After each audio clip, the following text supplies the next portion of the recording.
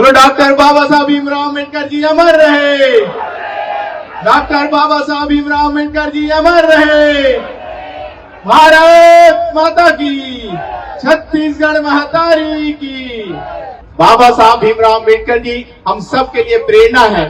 बाबा साहब को हम सब सिंबल ऑफ नॉलेज के नाम से भी जानते हैं और हम तो ये भी कहते हैं जिस प्रकार उस समय हम सभी को किसी प्रकार का ना पढ़ने का अधिकार था, ना लिखने का अधिकार था, ना ऊंचा बोलने का अधिकार था और ऐसे विपरीत परिस्थिति में भी बाबा साहब भीमराव अम्बेडकर जी ने इस भारत देश में तो शिक्षा ग्रहण की, साथ ही साथ उस समय विदेश में भी जाकर शिक्षा ग्रहण करने का अगर किसी ने कीर्तिमान रचा था तो डॉक्टर बाबा साहब भीमराव अम्बेडकर जी थे, जिनके विचारों से, जिनके सिद्धांतों से आज कहीं ना कहीं हम ये गर्व के साथ, खुशी के साथ कहते हैं कि हमारे देश का जो संविधान है वो सिर्फ भारत देश का नहीं, विश्व का सबसे सर्वोच्च और सबसे मजबूत और ताकतवर संविधान है। इसका हम सबको गर्व है और इस संविधान में हम हर किसी को बराबर सम्मान और हर किसी को बराबर अधिकार मिला है। और निश्चित ही जिस प्रकार विपरीत परिस्थितियों में भी बाबा साहब भीमराव अम्बेडकर जी ने मेहनत करके